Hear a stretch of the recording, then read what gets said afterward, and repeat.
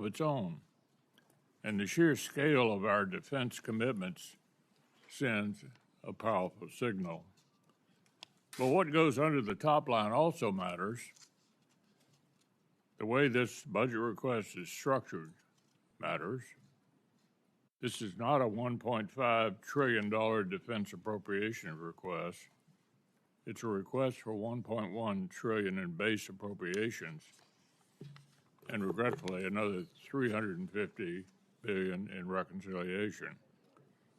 The good news is the base request reflects real growth, unlike the net cut in fiscal year 26 request, and very much unlike the Biden level CR in 25.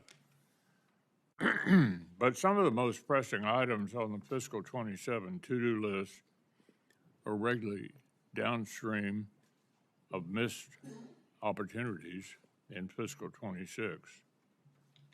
For example, like the failure to fully fund $28 billion in multi-year contracts for critical munitions. The subcommittee did what we could to increase munition purchases above the fiscal 26 request levels, but we couldn't do it all without a sufficient top line. This year, the fiscal 27 request sets a higher top line, high enough, one would think, to build the department's highest priorities into the base budget request, instead of shunning them off into a one-time reconciliation request. Which brings me to the bad news. The 27 request fails to make room in the base budget for some of the military's top priorities. The distinction between base and reconciliation really matters. Base funding is what creates budget stability for the services and sends consistent demand signals to industry. And base funding is what gets extended by short-term continuing resolutions when work on full-year appropriations is unfinished. As I said last year, reconciliation should be a supplement to, not a substitute for,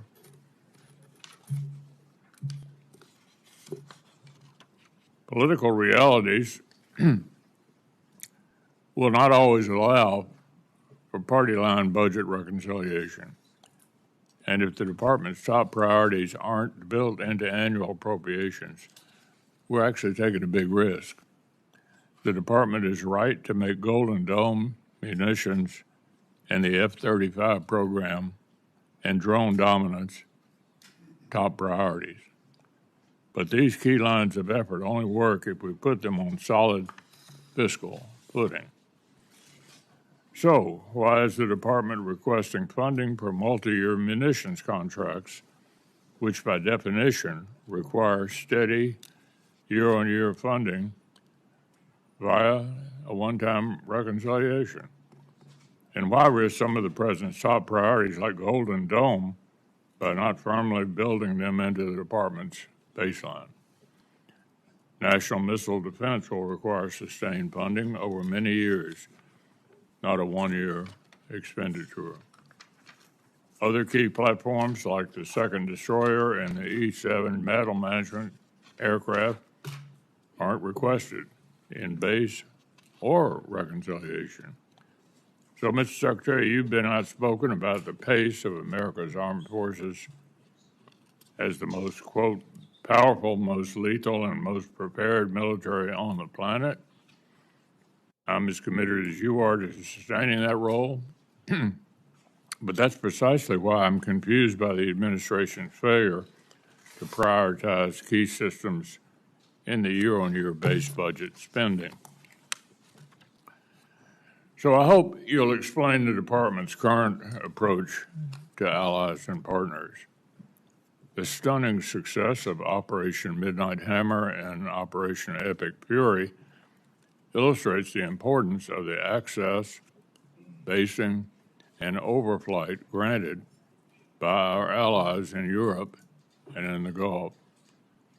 I'm as frustrated as anybody about Spain, but they are the exception to the rule when it comes to European allies carrying more of the burden.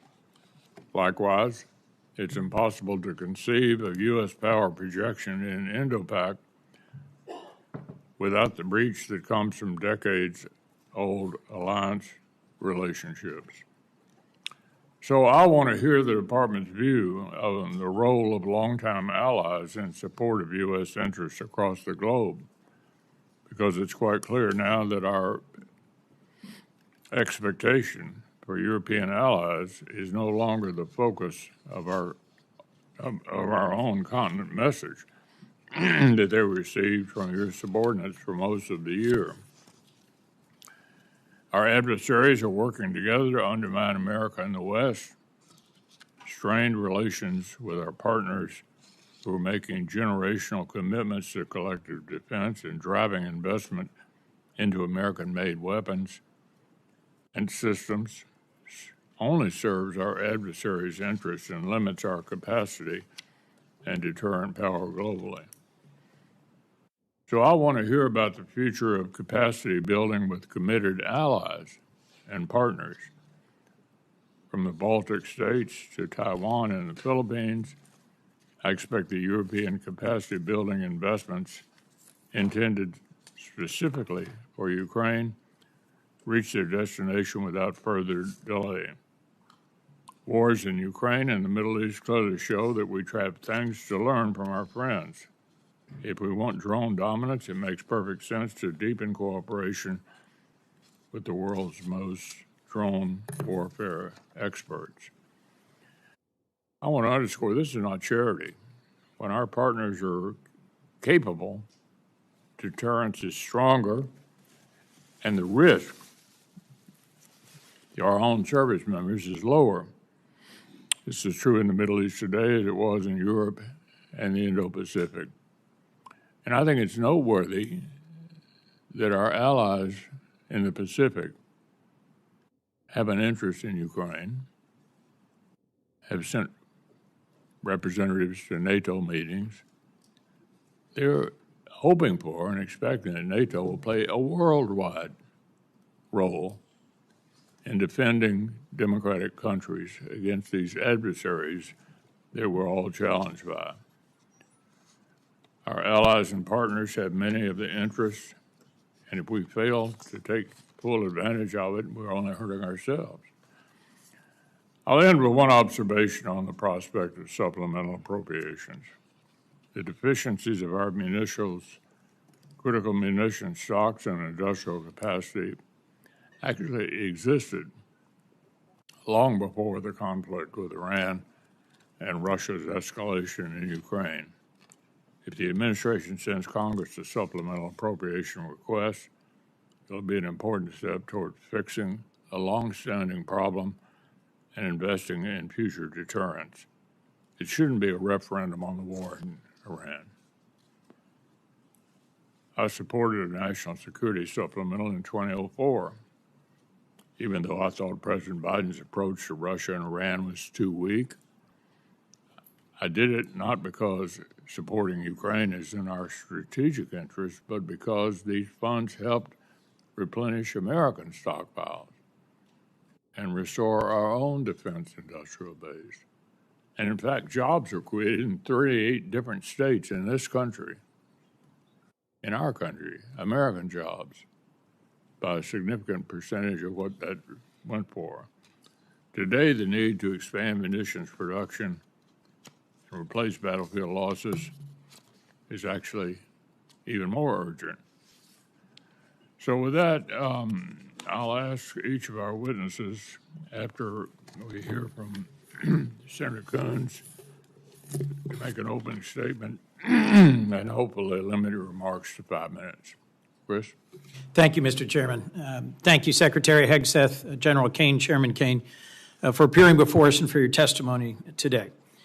Let me just begin by expressing my gratitude to the service and sacrifice of the 2.8 million members of the Joint Force and the civilians who support them, and in this urgent moment to focus on a few simple and clear questions.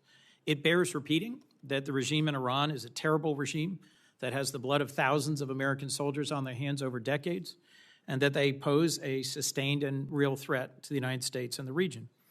And it bears repeating that our allies are increasingly distanced from us as our adversaries are increasingly aligned. I agree with much of what the chairman said, including that we are in a moment of real contest and danger in no small part because Russia, China, DPRK, and Iran are partnering. Russia and China are helping resupply Iran and the drones that they're using to contest and close the Strait of Hormuz, to target and kill Americans and degrade our facilities. And so if our adversaries are increasingly aligned, I think a core question is, are we? We have so many questions, Mr. Secretary, about this budget proposal, this $1.5 trillion budget request. And at the core is going to be, what's the cost of the war we're in Iran? How long will it go? What damage has been done to our security and our strategic position? When will we get a supplemental request and of what scale? When will we be requested to authorize this war? And when will the American people get a clear answer about our strategic goals and how we will achieve them? I share the chairman's concern that we have created real distance with our allies, most principally our NATO allies, who have stepped up and contributed tens of billions of dollars more to purchase the munitions for the defense of Ukraine and to dramatically increase their long overdue investments in our joint defense in Europe.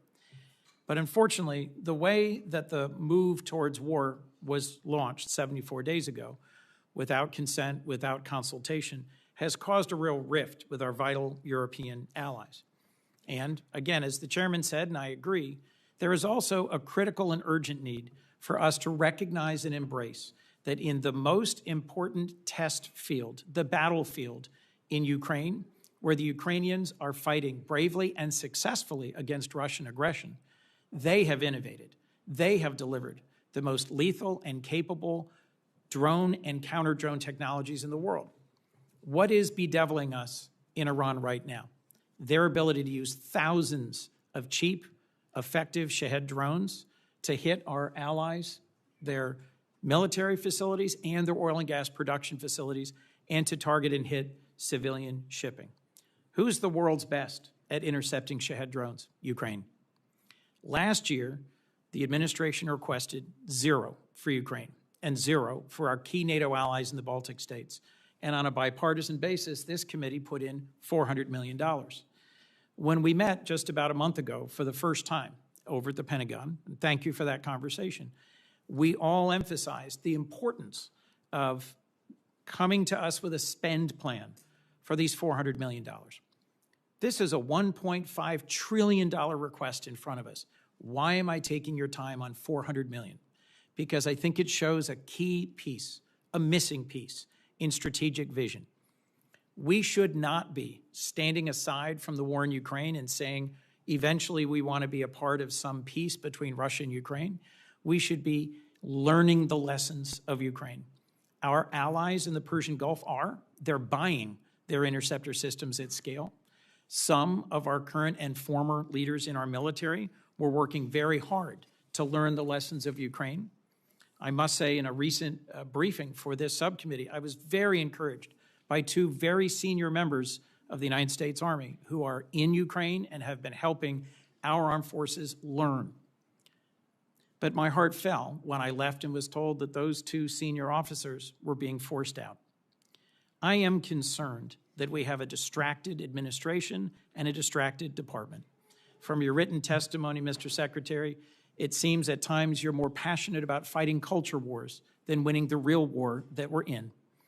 At banning books, at cleaning alleged DEI off of websites, at taking on an anti-vaccine position rather than continuing the long-standing public health policies, at interfering with promotions. I'm stunned that you fired the 44-year Chief of Staff of the Army in the middle of a hot war and dismissed the Secretary of the Navy in the middle of a naval blockade. As dozens of senior flag rank officers have been dismissed, I am worried about what that does to focus and morale.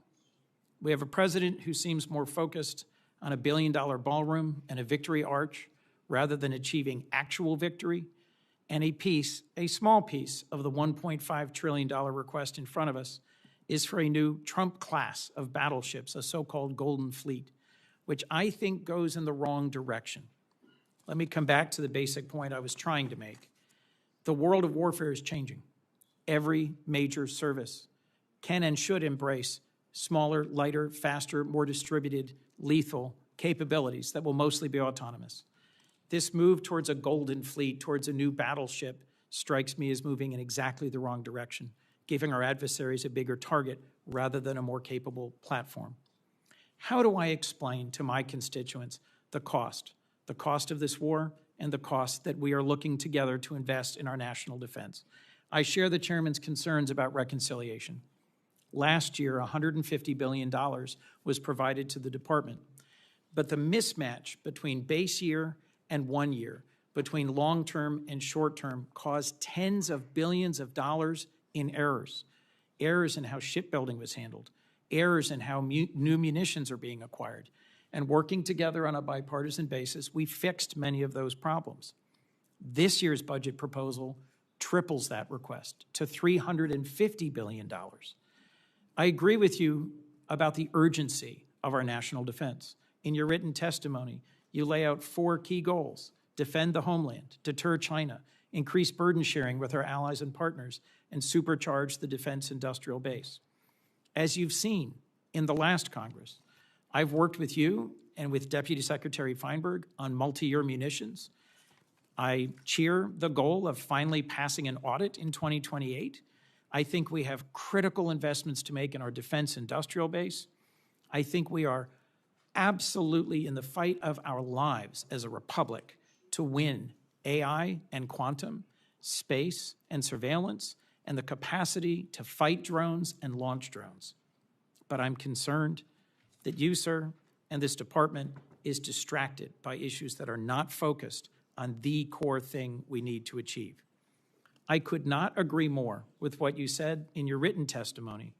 For a generation, the United States was largely distracted by open-ended wars of regime change and nation building. And as you summarize this administration's approach, we will not send America's best to advance foolhardy or reckless adventures halfway around the world. Mr. Secretary, I agree that the Iranian regime is a terrible regime. I am grateful for the service and the sacrifice of the Americans who've been wounded or who've lost their lives in this current conflict. But I do not understand the strategy. And as the average American is seeing the costs at the pump and at the grocery store, and as this committee is being asked to approve the largest single-year increase in defense spending in decades, I need to better understand the answers to the urgent questions I've put before you. Thank you, Mr. Chairman.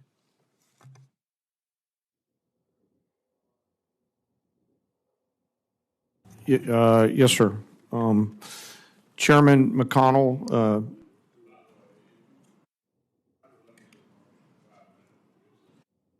Just have plenty of questions. Go ahead. okay, sir. I'll try to keep it short. Ranking Member Coons, other members of this committee, thank you for being here. I'm honored to be here alongside the Honorable Pete Hegseth and the Honorable Jay Hurst to talk about this year's President's budget. I'm grateful for the opportunity today to speak with you about the foundation of America's strength, our 2.8 million members of our joint force. And I'm continually inspired by the soldiers, sailors, airmen, Marines, Coast Guardsmen, Guardians, and civilians standing the watch. They all could choose to do something different, but they choose to come serve our nation and do something more important than themselves. I would also like to highlight the 40 members of the Joint Force who've passed on from operations, combat, and training during my time as chairman, to include the 14 members who passed and were killed in action in Operation Epic Fury, and also highlight our most recent loss, First Lieutenant Key from Africa, who was out there, TDY. As chairman, my duties to ensure civilian leadership has a comprehensive range of military options and the associated risks required to make our nation's most difficult and complex decisions. I owe the President, the Secretary, and you, the Congress, the truth at every turn, and my blueprint for this role has always been General George C. Marshall. His firm commitment to civilian control, to a nonpartisan military, remains my constant standard.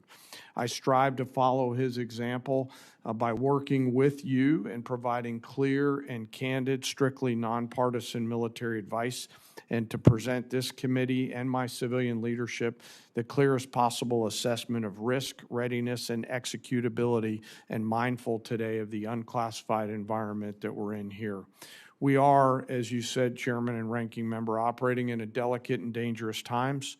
Global risk is scaling, and the complexity of the modern battlefield demands constant adaptation and innovation.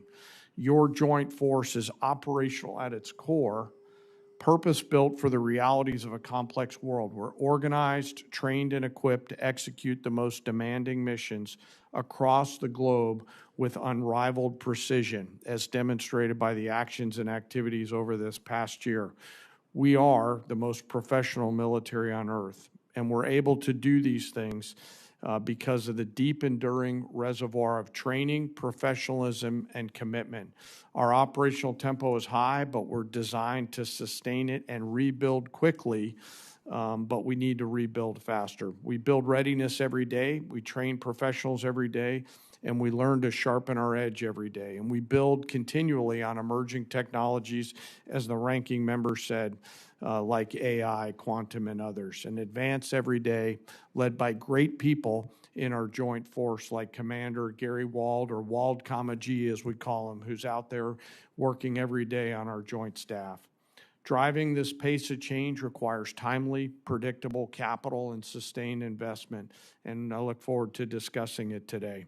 The President's budget supports the Department's goal of recharging the defense industrial base and the national industrial base, those small mom and pop manufacturing companies that are out there in your districts that help us generate combat capability and combat capacity to ensure that we're globally integrated, properly armed and ready when and if our nation calls on us, while always taking care of our most important treasure, and that's our people.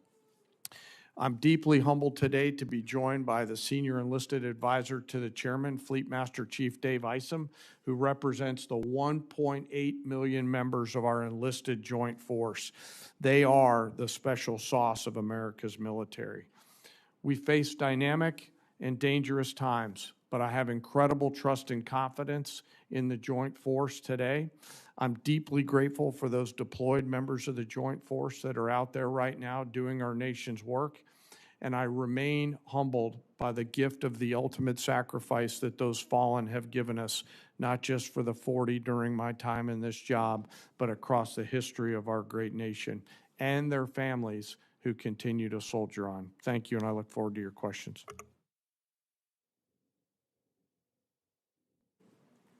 Thank you, Mr. Chairman, Ranking Member, members of the committee.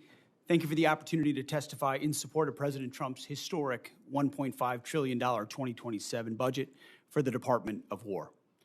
The President's budget request reflects the urgency of the moment, addressing both the deferred maintenance of longstanding problems as well as positioning our forces for current and future fights. I'm honored to be joined alongside the Chairman of the Joint Chiefs and Jay Hurst.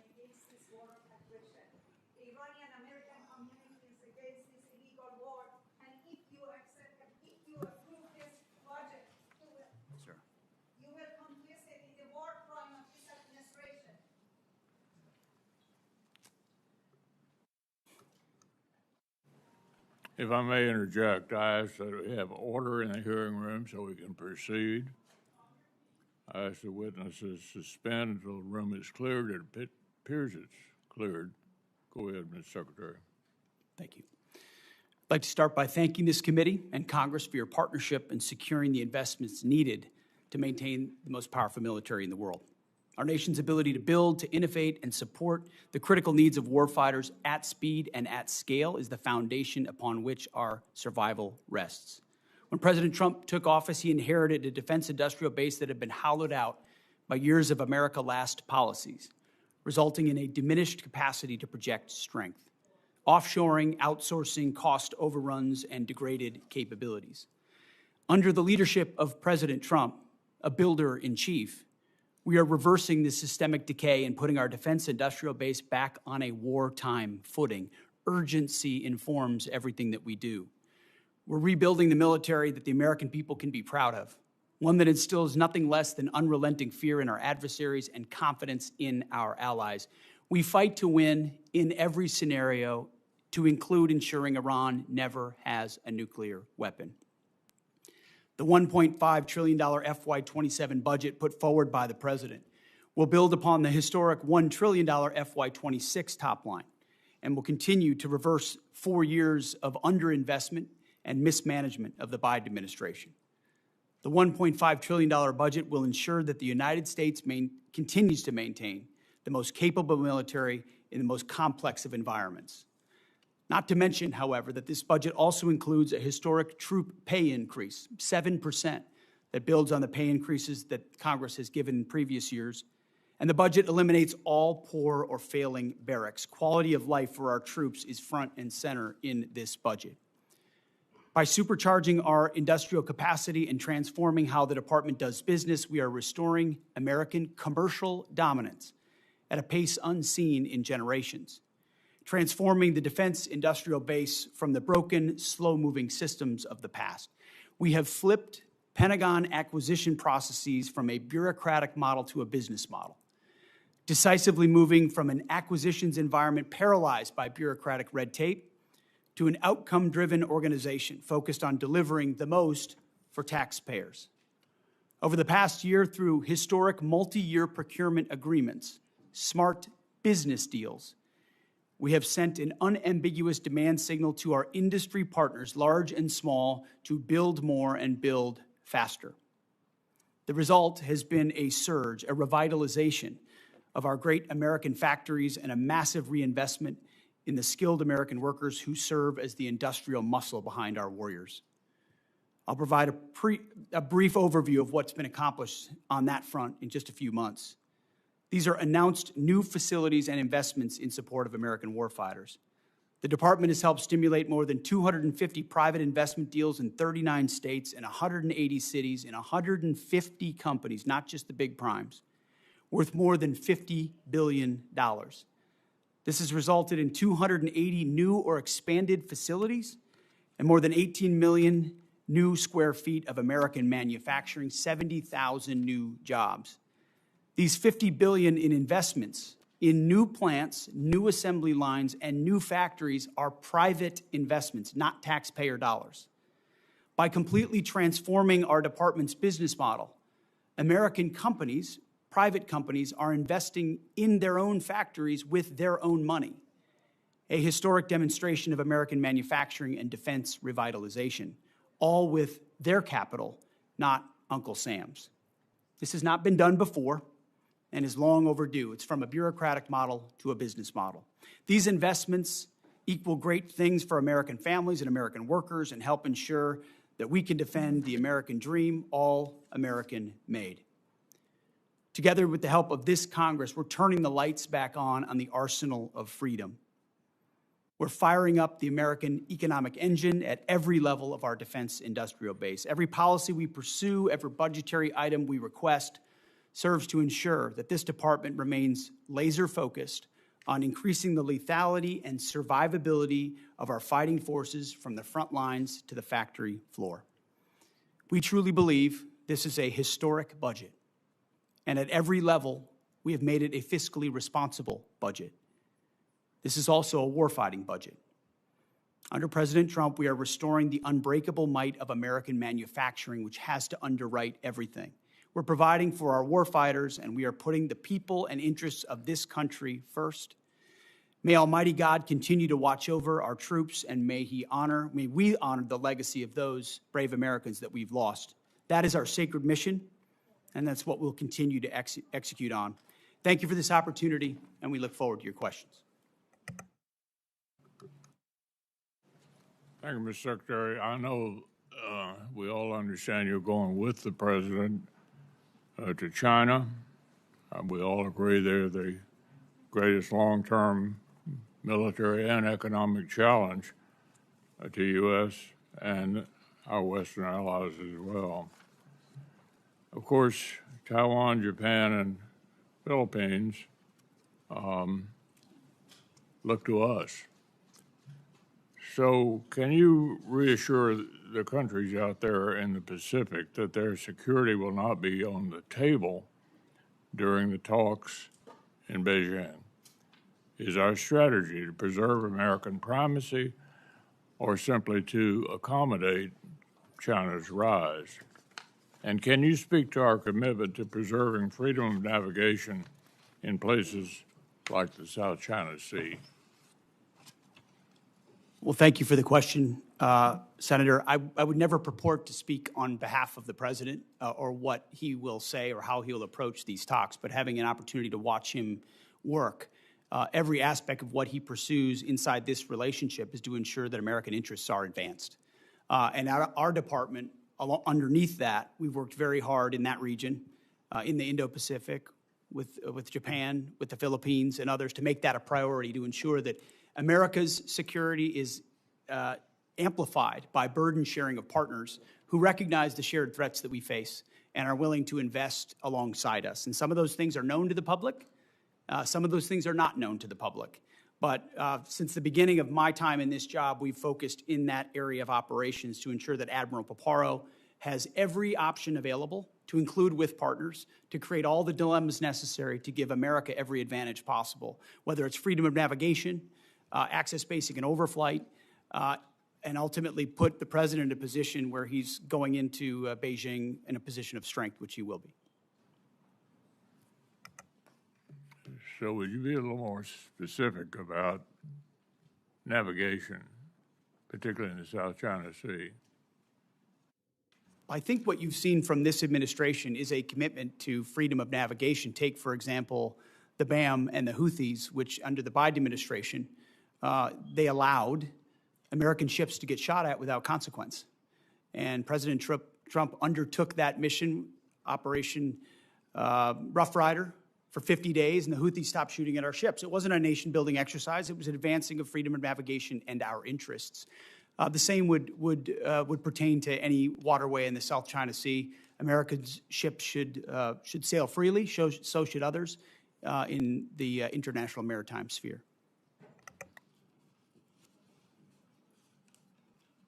Army Secretary Driscoll has described Ukraine as the Silicon Valley of warfare, as I suggested earlier. I think we'll agree on that. And the outcome of the war really matters to American interests. Is there a policy preventing senior department officials from traveling to Ukraine? Do you support or oppose senior officials traveling there? Senator, we've had many senior officials travel there, and we learn a great deal. In fact, I've personally approved additional personnel there to learn from that drone battlefield, both on offense and defense, to ensure that we're learning every possible lesson from that conflict and incorporating it in real time into how we defend and we go on offense in an era where drone dominance is required. And that's why this budget spends so much on drone dominance. Take the lessons learned from Ukraine and other battlefields and ensure we're applying them throughout the fighting force as quickly as possible. Well, you know, I think what's not in dispute is that NATO is the most important military alliance in world history. Nobody's ever pulled something together like this and held it together to prevent the worst for a longer period of time. Basically, it seems to me that a lot of the European countries think that we're reducing our influence there, that they're sort of on their own, and somehow American leadership is not essential to NATO going forward. I would argue that it's certainly essential for us to continue to be the leader, and it's important to note the other countries that are looking to NATO, our allies in the Pacific, helping Ukraine, interested in coming to NATO meetings, anxious for America to continue to defend the free world not just in NATO, but worldwide. It's a big job, and they're looking to us. There's nobody else who can do that. So what is the department's concise vision for the role of our allies and partners in defending America's global interests? Senator, our vision is to have real, capable allies and partners. I think that's what we've seen in Epic Fury. Israel's Air Force and their ability, will, and their capability is a demonstration to the world. There are other allies like that, and we need more of them. So flags are not the goal. The number of flags involved in an operation are not the goal. The goal is the number of capable formations. Who can actually fight alongside the American fighting man and woman, so it's not just us all the time. I saw that in Iraq. I saw that in Afghanistan. Our generation has experienced that. No administration has done more to ensure that our allies and partners realize they need to step up so that we can amplify our capabilities. That's what burden sharing is all about. It's not just we carry the burden for other countries. It's other countries are capable of coming alongside us as well. But I also think Putin's invasion of Ukraine helped get their attention that they need to step up as well. And the president's been very clear about that. So they are headed in the right direction. What I'm worried about is which direction we headed in. I think it's very encouraging that European countries have stepped up to ensure that Ukraine can defend itself. I think that's a very good development. Senator Coons. Thank you, Mr. Chairman. Mr. Secretary, in January, President Trump signed the fiscal year 26 defense appropriations bill. It provided $400 million specifically to aid Ukraine in their fight against Russia. This is at a time when our European allies and partners have stepped up to take on the overwhelming majority of the cost of any munitions or support for Ukraine. So far, your department has not spent a dime of that $400 million, despite repeated follow-up requests from the chairman and myself. In a call just last week, your staff indicated we will see a spend plan for those funds this week. Will you commit to spending those $400 million for weapons for Ukraine, and when will we receive your department's spend plan? I appreciate that question. The $400 million for European capacity building has been released from the Secretary of War's office, and we'll work with EUCOM to make sure they spend it accordingly and properly, which we have all faith that they will. Mr. Secretary, when will this subcommittee get the associated spend plan for the $400 million? Yeah, I mean, we will work with your committee to make sure that the spend plan as allocated, I want to make sure EUCOM is fully informed in how they want to spend this. They're the closest to the problem set. And so working with them to ensure that you have the spend plan, we'll work with you. Mr. Secretary, thank you, but it's May, and this has been the law since January, and you or your representatives have been asked this repeatedly on a bipartisan basis by members of this committee, and I think dragging our feet on this small investment in Ukraine's defense sends exactly the wrong signal to Putin at a time when the contest for freedom has its front lines in Ukraine. As you said, Europe has stepped up, donating billions to buy U.S. weapons to send to Ukraine to help them as they continue to take ground on the battlefield. But it seems not all the money donated by our European allies is going to buy new weapons for Ukraine, as they had understood. The memo you released just last week, prior to your testimony at Senate Armed Services, indicated DoD has and will continue to divert some of these funds back into DoD accounts for our own use. Will you commit, Mr. Secretary, to spend every dollar donated by our European allies for Ukraine on new weapons and capabilities for Ukraine? The Pearl Initiative, which you're referring to, which is instituted underneath this administration so that European countries are paying for American equipment to provide as they see fit. NATO allocates where it would like to allocate that. It can choose Ukraine if it'd like. That money, when it's paid for, that's where it goes. It goes to those efforts. Well, look, as the chairman raised, and as I will repeat, I view NATO as the most successful mutual defense relationship we've ever had. And your comment about we need not flags, but real and capable allies, and the foot dragging on both Pearl and the investments in our Baltic allies and Ukraine causes me real concern. As you know, a bipartisan group of us from the Senate and the House went to Denmark to lay a wreath at the memorial to the 52 Danes who served, fought, and died alongside our troops in Afghanistan. Those were not just flags. Those were real warfighters who fought and died at our request in a war that began by NATO's initiation, a service and sacrifice in Afghanistan. I just think we're sending the wrong signal by the president's announcement of the intention to withdraw 5,000 troops from Germany. Could you help me understand what is the strategic reason for a drawdown of U.S. troops from Western Europe? I would just like to clarify, Senator, it's never about the heroism of foreign troops. I fought alongside great British and European and Australian allies in Afghanistan. It's the political caveats and the limitations that they come with. It's not the troops. It's the capitals of those militaries that limit what they're able to do, where they're able to go, who they're able to fight, that create limits on our own. And anybody that's been in these formations knows that. So it's easy to talk about here. It's another thing to apply. And we need allies that are burden sharing, not becoming a burden with political limitations. I'm not talking about the troops. Thank you. Our president said in Europe that we never asked for and never received anything from our NATO allies. Was that your experience in Afghanistan, serving and fighting alongside our NATO allies? I've written extensively about that, and the vast majority of my experience was frustration with the limits of what those troops were able to do because of the political caveats, rules of engagement, and limits that came from their capitals. But you don't doubt our question that about a third of all the combat casualties in our war in Afghanistan were our NATO partners and allies. I would have to go back and check that number, but I take your word for it. Let me just assert that hundreds and hundreds of service members from, as you put it, Australia and the United Kingdom, as well as many other of our allies, served, fought, and died alongside us. So I'm just going to simply say, in terms of our reliance on our partnerships, I'll agree with the chairman that at a moment when Russia and China, North Korea and Iran are coming closer together and delivering a bedeviling lethality in this ongoing war in Iran, for which we don't have a clear strategy or clear answers, our better strategy would be to partner more closely with Ukraine, dig in deeper with our real values-based allies, our treaty allies in the Western Pacific and in Europe, and together find a path out of this, rather than berating them and bullying them for not coming along in a war they were not consulted about or briefed on before it began. I look forward to a second round. Thank you, Mr. Chairman.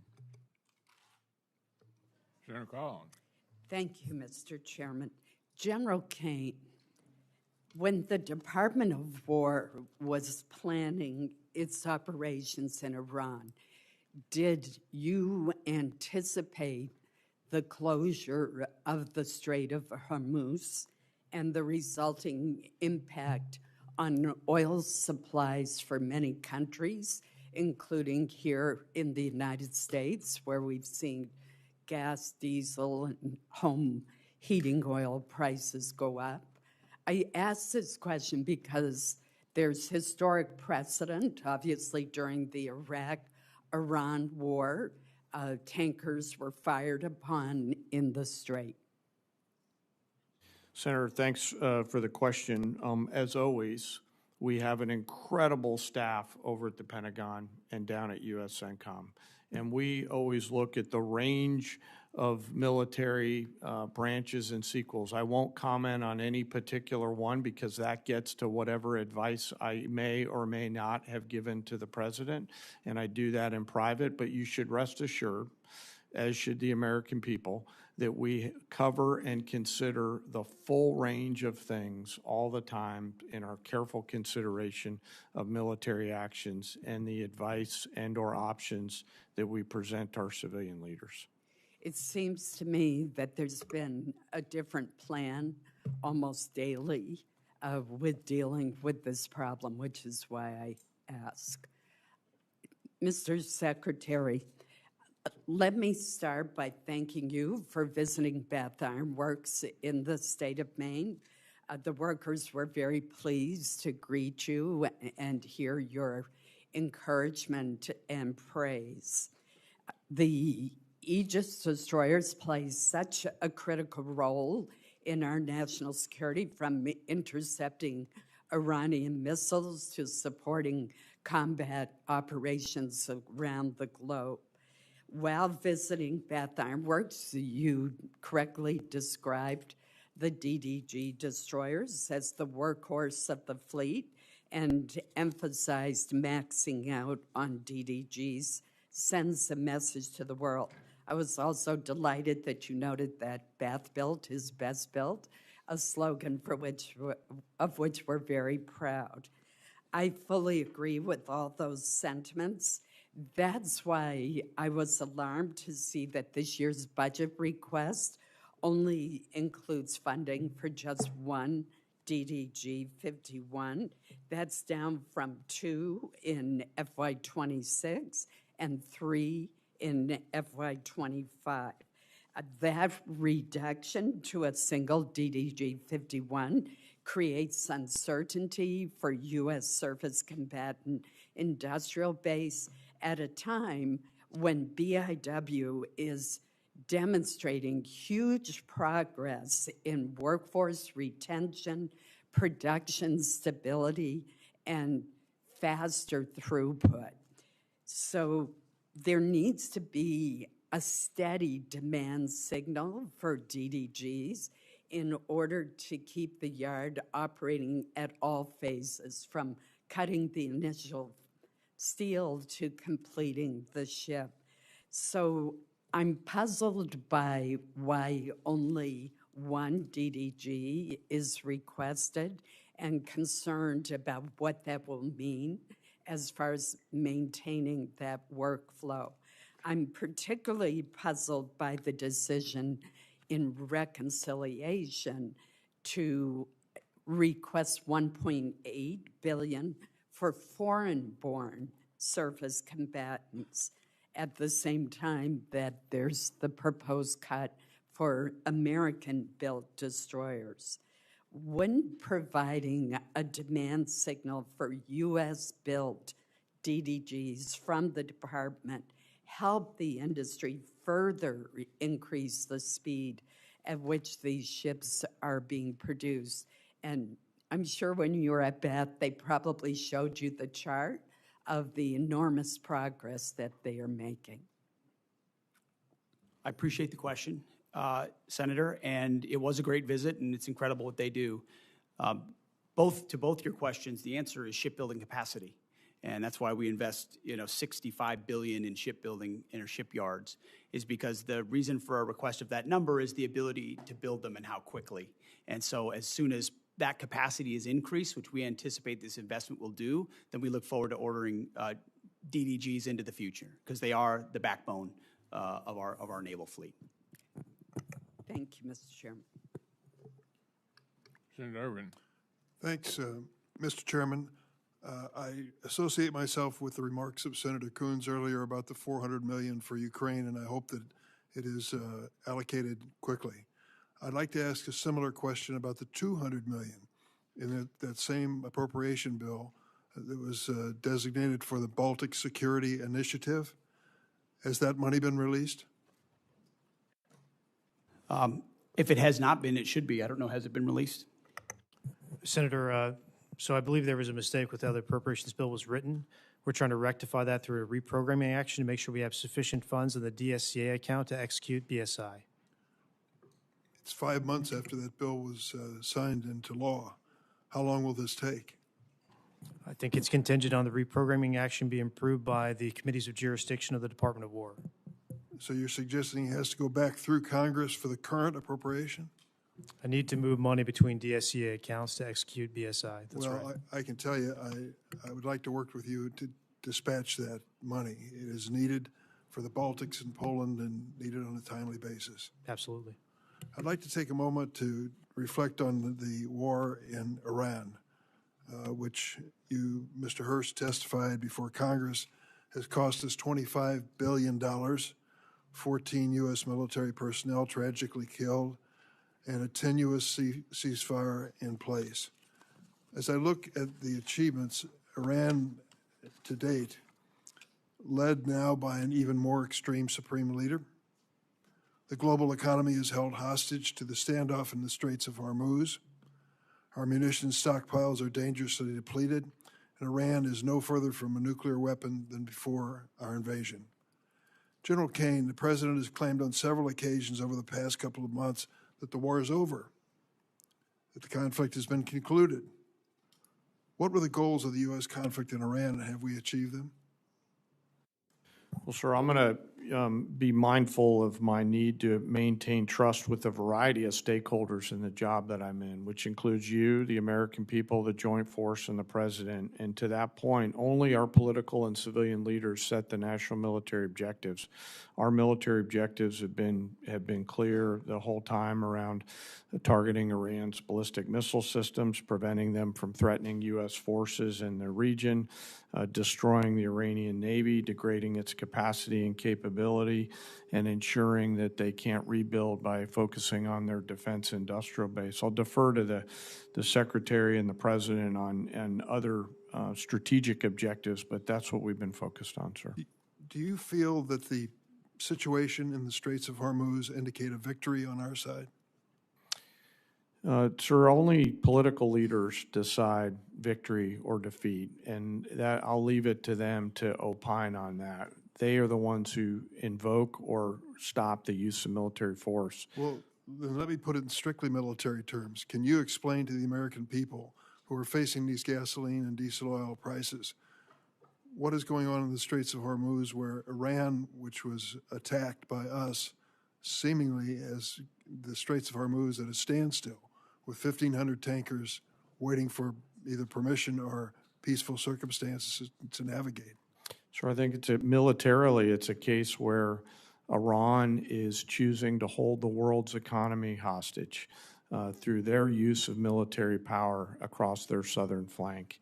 And so I would encourage Iran to reconsider that. And I would encourage those allies and partners who have an opportunity to come assist with that tactical problem to do so. Could you explain to the American people why, with the vast investment we've made in national defense and military, how Iran, after they've been attacked by us, is still capable of stopping the traffic in the Straits of Hormuz? Well, sure, it's a complex situation out there with a lot of different small boats that are out there and other capabilities.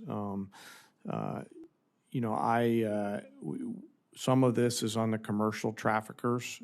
Some of this is on, again, back to the main problem, and that's Iran holding the global economy hostage through the Straits. I would encourage them to think wisely about their next moves and to take the opportunity to open the Straits. They have that choice to make. They certainly do. I guess the question in my mind is, as we talk about trillion-dollar-plus budgets for our military, it appears that a very small budget is holding us hostage in the Straits of Hormuz. Yield, Mr.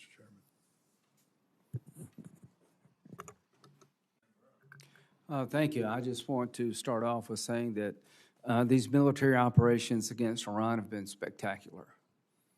In a matter of months, we have degraded the largest state sponsor of terrorism beyond what I thought was possible, probably more to come. Mr. Secretary, 900 pounds of 60% enriched uranium, do we all agree that's what Iran has buried somewhere? In this format, some of that should be classified, so I wouldn't comment on the exact amount of anything. Okay, well, it's just pretty well known. They brag about it. Is it possible they could have 60% highly enriched uranium without them cheating in the past? We know in every context of what Iran has undertaken, they've lied and cheated. The answer is no. Everything that Obama and Biden did was designed to keep it to a civilian nuclear program. There is no way in hell they can have 60% highly enriched uranium unless they cheat. So everything y'all did failed. And you want to criticize? You failed. You allowed Iran to be a threshold nuclear nation. Everything you did failed. Missiles, Diego Garcia. Did they shoot missiles at Diego Garcia, General Caine, the Iranians? Yes, sir, they shot a few.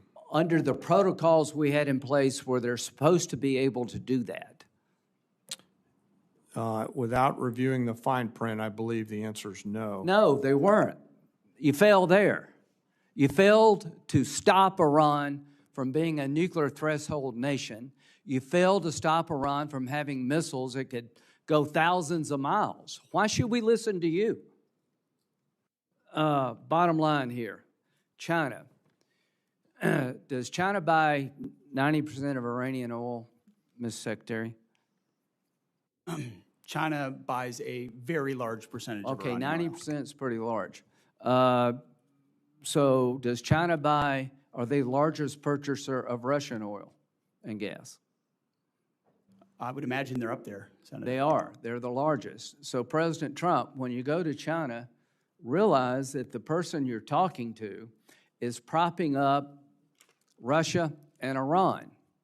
I appreciate what you've done in Iran. I appreciate what you're trying to do to end the Russian-Ukraine conflict. Do you agree with me, Mr. Secretary, that of all the countries on the planet, China could have the most influence of ending this war if they chose to? I think the most influence is in President Trump's hands and what he decides to do, and he'll set the what terms of how if this. China stopped But buying? ultimately, China has a lot of leverage. You're right. Yeah, they did. What if they stopped buying 90% of oil from Iran? That's not President Trump. That's up to China. Do you support putting tariffs on China if they continue to buy Russian oil and gas? Tariffs is not my lane, but anything we got can you. do to put pressure on people, I usually Right. support. Well, do you believe that when we put pressure on India by a 25% tariff for buying Russian oil, they kind of backed off? I would say I've had a front row seat to the efficacy of tariff policy, yes. Yeah, I think it works, guys, and we're on the breakout here in a minute of having a bill that would give the president ability to tariff the largest purchasers of Russian oil and gas, and I hope he will use it. So I just want to, Pakistan. Are you aware of reports that Pakistan are allowing their bases to be used to park Iranian aircraft, General Caine? Sir, I've seen one report on that. Well, is it accurate? Sir, I think based on the variety of classification matters. Let me just say, do you agree if it is accurate, that is sort of inconsistent with it being a peace mediator? Sir, I wouldn't want to comment on that based on the ongoing Thank you. negotiations and Pakistan's role. Secretary Hegseth, if the mediator is allowing reconnaissance aircraft in Iran to be parked in Pakistani air bases, do you think that's consistent with being a fair mediator? I wouldn't want to get in the middle of these negotiations. I want well, I maximum do. efficacy I for want our to get in people. the middle of these negotiations. I don't trust Pakistan as far as I can throw them. If they actually do have Iranian aircraft parked in Pakistan bases to protect Iranian military assets, that tells me we should be looking maybe for somebody else to mediate. No wonder this damn thing is going nowhere. So, I appreciate all you've done. I'm very supportive of it. But when it comes to Pakistan and China, enough already. Thank you.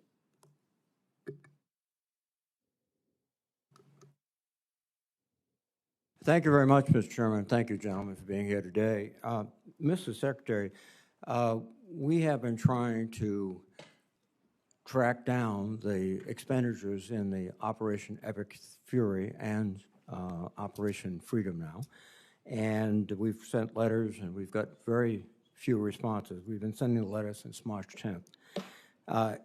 We did understand that there was a release that in the first 6 days, $11.3 billion was spent.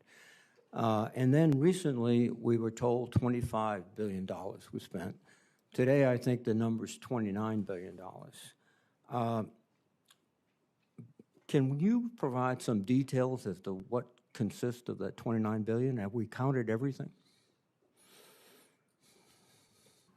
Yeah, Senator Reid. So I testified this morning to HACD that between the Joint Staff and the Comptroller staff, our operational cost estimate is now $29 billion. A lot of that increase comes from having a refined estimate on repair and replacement costs for equipment. Our munitions costs are fairly fixed. We think they're very accurate, and there's some O&M costs there as well. We're not making an estimate for MILCON at this time. We don't know what our future posture is going to be. We don't know how those bases would be reconstructed, and we don't know what percentage our allies and partners will pay for that reconstruction. So you do not consider installations that have been damaged in the conflict, correct? We just don't have a good estimate at this time. So it's not in the $29 billion. That's correct. Expended weapons, are they totally included within the estimate? Yes, to the best of my knowledge, we have a full count of the expended weapons. And weapons transferred to other countries in the region, are they counted in? I would want to double check to make sure we have that accurately. Please, I mean, you're coming up and asking for another significant supplemental, et cetera, and before we can, I think, reasonably appropriate additional money, we have to find out how the existing appropriated dollars have been spent. So that's critically important. And I know also that the budget asked for another $350 billion in reconciliation. How essential is that to your budget? I would say it's extremely essential to achieve the generational investment that the president is trying to make. But that would be on top of the $150 billion we received in the big, beautiful bill, which would be $500 billion, half $500 billion in 2 years. And again, we're not getting, I think, the detailed spend plan, the detailed obligation plan for this. And without it, it's very difficult to say, just take the money and run. You know, we have a job to do, too. Any comments, Mr. Secretary? We recognize that, and our you know, in a perfect world, everything's part of your regular order. This is a dynamic place with a lot of dynamic factors, and so in order to get where we need to with the historic investment for this department, we think this is the best allocation in order to get there, Senator. Well, I think detailed analysis, detailed data that we receive will help us make more sensible judgments, and you know, we're just sort of vague generalities are not helping this committee make critical judgments. And the trade-offs are significant. Deficit is increasing dramatically. We have to be conscious of that. We also have to be conscious to helping American families just get by. And inflation just hit 3.8% today, which is I think the biggest numbers is 2023 or something. So we're fighting all these forces that are not directly connected to your mission, Mr. Secretary, but they are connected to our mission. General Caine, your observations on the future course of action in the Persian Gulf. We're in this tenuous ceasefire. What's your sense of the direction forward? Well, sir, I won't opine on a hypothetical. What I will assure you is that we retain and continue to hold a range of options for our civilian leaders. It would be inappropriate for me to opine on how it may go, but rest assured we still hold many, many options. Have you been surprised by the resistance of the Iranians? Sir, as a warfighter, I always assume an enemy's going to resist. And the job of the joint force is to win at the time and place of our nation's choosing. So I always assume an enemy's going to fight, and I find that's the best pathway. I think so, too. And you communicated that to the president as you advised him before the decision was made? Sir, as I've said respectfully before, I won't comment on my private conversations with the president in order to make sure that I maintain trust with him and with you and the American people and the joint force. That's a principled response. Thank you very much. Thank you, sir. Senator Moran. Chairman, thank you. Secretary Hegseth, welcome. I just returned Friday from a visit to China. And one of the things that is seemingly clear to me is that Taiwan remains at the forefront of the Chinese efforts, next steps in what they want to accomplish. And we have commitments, I guess, to defend Taiwan. You can explain that to me as you choose. What I would like to highlight is while Taiwan is still at the forefront, at least in the minds of the Chinese, the United States is seeing the Russian invasion of Ukraine, in which we're yet to some degree still involved. We're having deterrence in the Indo-Pacific in regard to China. We're conducting operations in the Middle East. All of that has drawn strategic capabilities from the joint force. One of the things I think we can do to augment our joint force is strong allied relationships, partnerships with others. Given the current threat environment that we are in and the scale of the global demands upon the United States, can you speak to how the department views the role of allies and partners in sustaining our global posture?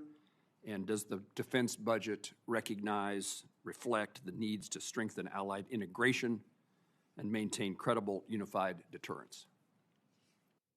Senator, I appreciate the question, and I think foundational to it is a recognition that countries closest to the problem set should be most invested in ensuring that they can deter that adversary, which is why we want European capabilities to increase to deter Russian aggression.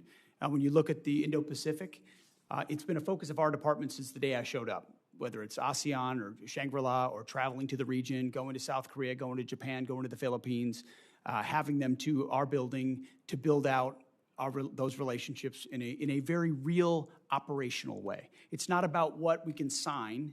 It's about what contingencies and dilemmas can we create for adversaries who may seek to expand their sphere of influence, whether it's militarily or economically or through pressure. And so I think while we've been involved in a lot of efforts around the world, through the president's leadership, we've reestablished deterrence. The world knows that America's word means something, from Maduro to the Houthis, to Midnight Hammer, to Epic Fury. When the president says you can't have a nuclear weapon, he means it. When the president says you're an indicted individual, he means it.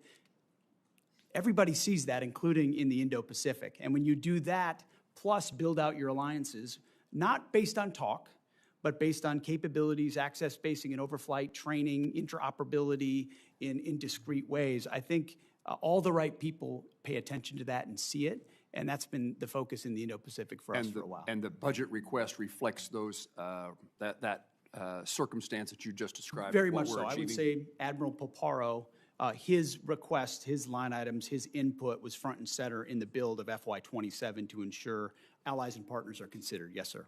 Secretary Hegseth, let me change the topic. I worked closely with Senator Cruz to introduce and secure the unanimous Senate passage of the Rotor Act. That was an airplane that originated from Kansas that saw the death of 67 people near Reagan Airport.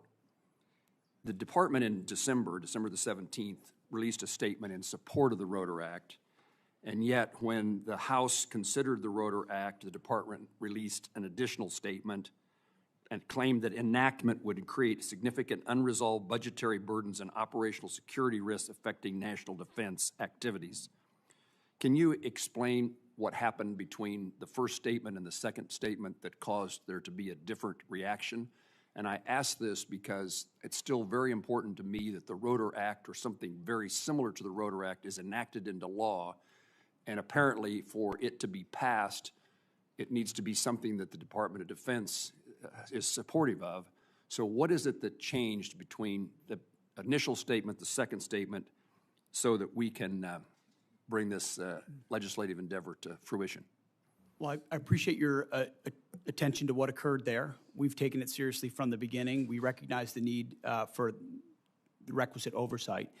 It was an earnest change. The department didn't think that the changes that we had asked for were incorporated properly into the bill, and as a result, we came out and opposed it. But we look forward to an iteration of that bill to get passed because we think it's important that it happen. If I can paraphrase in my words so I understand what you're telling me, it isn't that something changed, it was that what you asked for didn't get enacted in the Rotor Act before it passed the Senate? Correct. We think some changes that need to be made were not made to the bill, and as a result, we changed our position, but we look forward to supporting something in the future. Yes.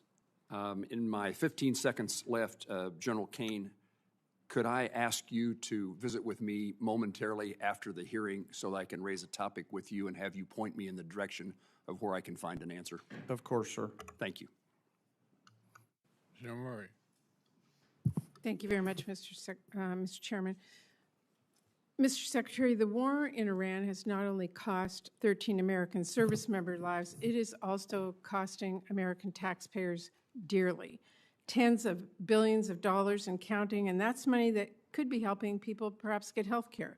But instead, we're paying for bombs dropped in a war that American people overwhelmingly oppose. Now, earlier this morning, I know that your team testified Trump's war with Iran cost $29 billion so far. That is $29 billion blown on a war of choice, and that's what it would have cost, actually, to save the ACA tax credits. But as my colleagues have already stated, what is concerning as well is it seems quite clear that that cost estimate is suspiciously low. Now, your acting comptroller suggested that damage to U.S. facilities was not factored into that figure. It is clear that there has been extensive damage to American military assets. New reporting from the Washington Post and others indicates that Iran has hit at least 228 structures or pieces of equipment at U.S. military sites. Can you tell us what the cost of damage done to U.S. facilities is because of this war? Well, I think Jay covered pretty clearly what we can or cannot share, but I would simply respond that, and I think it's an important point, considering what the president is undertaking, is what is the cost of Iran obtaining a nuclear weapon? And the fact that this president's been willing to make a historic and courageous choice to confront that, it comes with cost, and we recognize that. I understand what your honor judgment that, is. We have a judgment as well, and I'm asking if you can tell us, and at what point you can tell us what the cost of damage done to U.S. facilities is because of this war. Yeah, ma'am, thanks for the question. So for future posture in the Middle East, we don't know what that's going to look like. We don't know how we're going to design these bases. The damage to date, you do not have any cost estimate on it at all. For the military construction, I don't have a cost estimate to provide you at this time. Well, when will we get that? Again, it depends on what the future posture is, how we decide to construct those bases. To date, you know what has happened to date. We can't get that number, and that is a real concern to us. Our job is to appropriate dollars, and we're just told it's coming, and we don't get it, so it's very hard to do our budgets. And right now, Mr. Secretary, people are paying $4, $5, even $6, $7 for gas, and American taxpayers are now on the hook as well for paying for this disastrous war. You're spending families' hard-earned tax dollars on a war that many strongly oppose, and you're forcing people to pay more at the pump, and yet you're not even providing a real breakdown for the cost of this war so far. We have no real details, you have indicated that, and yet now you want Congress to send you $1.5 trillion more. To me, that is unacceptable, and I hope our Republican colleagues will join us in not only rejecting that absurd request, but in insisting that the American people get the actual answers on how much money, their money, we are spending on this. Now, let me turn and say, Secretary Hegseth, the president has called Medicaid, Medicare, and child care little scams and said, quote, we're fighting wars, we cannot take care of daycare. I'm just trying to understand that. Is it your position, since you're asking taxpayers for another $500 billion for the war, that American families should be forced to give up child care and health coverage so that you can have $1.5 trillion for this budget? Senator, that's not my department. I certainly support this, and I also support the president's efforts to find and remove fraud wherever possible in a general sense. I'm not talking and we do about that in our fraud. department as well. I'm not talking about fraud. I actually asked whether an American family should lose their health care or their child care to pay for this budget. That is literally what the president suggested. The president has proposed a historic $1.5 trillion budget that will defend the nation and confront threats like Iran, which previous presidents allowed to happen, as Senator Graham pointed out. Well, previous administrations said they wanted to take care of this problem, and they did not, and he's doing it. This committee, the question in front of the American people is, what are they being asked to give up for this $1.5 trillion? That's where I was talking about. And lastly, Mr. Secretary, your budget request cuts through Trump's ramblings and really, to me, makes the truth clear that you and the president don't value families as much as you value defense contractors. You want to increase the war budget. I meet every family at Dover. Okay, don't tell me we don't care about families. We sure do. Mr. And Secretary, we take care of them in every way we possibly can. I'm asking you about taxpayer dollars that everybody has. So when we've been to war before, we have asked people to do victory gardens. We've asked them to pay more. You are not doing that. You are asking for $1.5 trillion, which means something else has to be given up. That is what this committee is looking at. You want to increase the war budget for the next year by $500 billion. That is taxpayer money that could be used to feed families or build new affordable homes or wipe out some diseases completely or increase child investments 20 times over. But you are asking us to blow it all on war, and that's not even counting the money that you have spent bombing Iran or that you may still request in a separate supplemental. And to me, this budget wasn't even strategically crafted. $1.5 trillion is like the president decided that was the number and you all filled in the blanks. So what I'm here today to say is you asked for a massive laundry list of unnecessary spending. It's a huge payday for defense contractors, and you still don't even ask to give DoD civilian workers a pay raise. And to me, this is absurd. I know you do not care what I have to say. So let me quote you someone you might actually listen to. President Eisenhower. He said, "Every gun that is made, every warship launched, every rocket fired signifies in the final sense a theft from those who hunger and are not fed, those who are cold and not clothed. This world in arms is not spending money alone. It is spending the sweat of its laborers, the genius of its scientists, the hopes of its children." That is what this budget proposal is asking. It's going to leave Americans cold and hungry to fund Trump's war and make defense contractors a fortune. So that is why I hope this committee throws that in the trash and comes together with a budget that works for all American families. Thank you, Mr. Secretary. Thank you, Mr. Chairman. Senator Hoeven. First, I want to thank you, gentlemen, and all of our men and women in uniform for the incredible defense of our nation, what we're seeing really around the globe, and certainly in the Gulf right now. The professionalism, the capability of our men and women in uniform is frankly beyond belief. It's just amazing. And we need to say thank you to those men and women and their families every single day. It's really something. My first question is, Mr. Secretary in General, is there a way to secure the Strait of Hormuz before we fully resolve with the conflict with Iran? Well, thank you for your statement up front about the troops, and we certainly feel the same way. They're the best of America and deserve the best from all of us. As it pertains to, I actually didn't get a chance to reply to Senator Durbin, who said that Iran was attacked by us. I would take issue with that. For 47 years, we've been attacked by Iran, and they've been lying to pursue a nuclear weapon, and President Trump had the courage to do something about it. I don't think enough has been stated about the blockade and the power of the blockade and the dilemma that our blockade creates for them. They can't move anything out of Iranian ports, and over, I think it's 65 ships at this point have been turned around or disabled. The economic pressure that creates on them greatly outstrips the pressure on us, and we don't use the Strait of Hormuz anywhere near as much as the rest of the world does, or certainly they do. And I think it creates a lot of dynamics for future energy dominance for the United States of America, considering the increased capability that our country has, not to mention opportunities in Venezuela. So we have a range of options, as the chairman and I have discussed extensively, mostly privately, but some in public, to ensure that transit were to continue, should the president or others want us to go in that direction. But ultimately, we control the strait.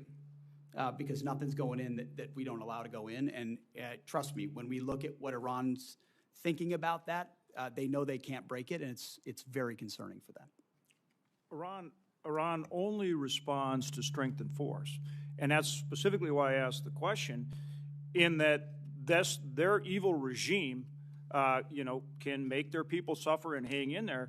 But if we can keep the pressure on with the naval blockade and navigate the Strait of Hormuz, we can keep the stranglehold on this evil regime and force the type of solution that we need and the kind of verification we need to enforce it. And that's, again, why I asked this question, and maybe both you gentlemen could respond to that. I'm not saying that is what the outcome will be, or, ultimately it's up to President Trump. But what I'm saying, is it possible to keep that stranglehold on with the blockade, even though, the tyrants, the IRGC, won't give up right away, and secure the Strait of Hormuz while we continue to put that pressure on them for a result that can work for this country and the world and that's enforceable? And I'd like you to give me some more color on that, both you gentlemen. Sure, I'll take a moment here and talk about pressure. And what you're really alluding to is what the entirety of the interagency is working on. With a hat tip toward Secretary Bessent, Secretary Rubio and the rest of the interagency, the totality of total pressure, which the military element is just one component on, is what the regime in Iran is feeling right now. And I think there's no shortage of ability to hold that pressure.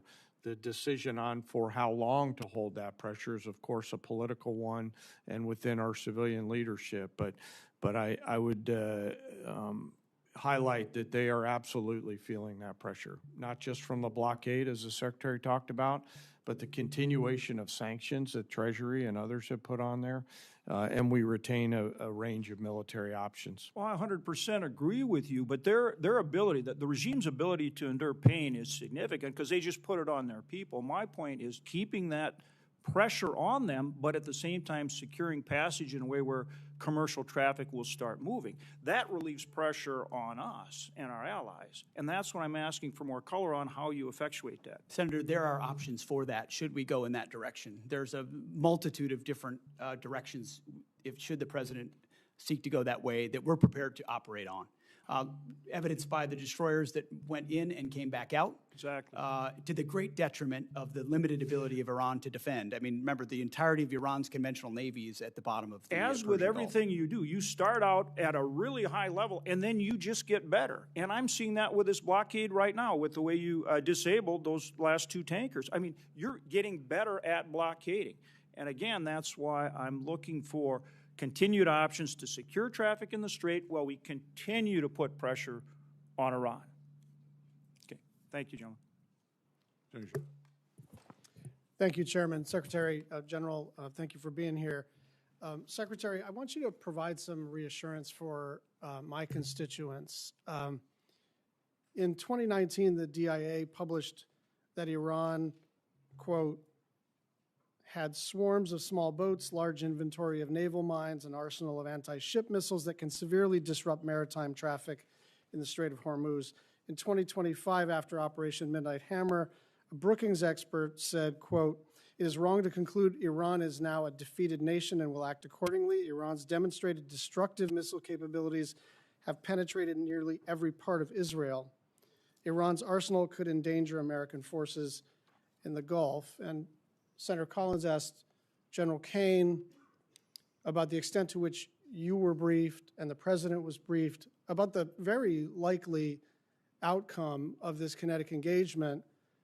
And there are some data points that seem to indicate that we did not see all of this coming or that we didn't account for it. We may have been briefed on it, but we didn't account for it.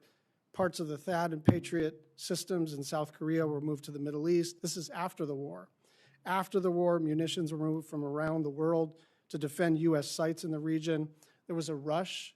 It was a rush to evacuate United States personnel, and Iran struck more than 200 structures and equipment at 16 U.S. sites. So, Secretary, can you just reassure us that this was all foreseen and part of the plan, or can you tell us whether there were any surprises here?